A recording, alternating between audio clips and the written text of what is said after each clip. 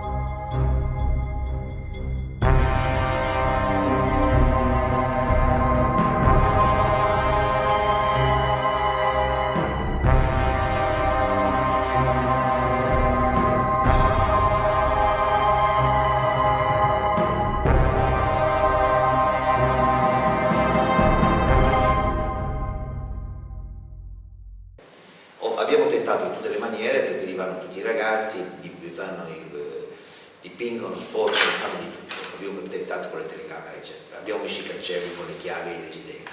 Non c'è stato niente da fare. Si drogano. Esatto, quindi bisogna adesso che troviamo un'altra soluzione.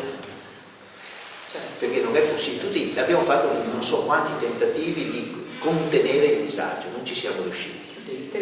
Senso ha tenere aperta Calle Marinares? Allora, questa è la mia opinione, non ho paura di dirla, non è quella di tutta la giunta, perché uno dei problemi che mi stanno ponendo quando faccio questi ragionamenti, mi dicono la strada è pubblica e non può essere chiusa.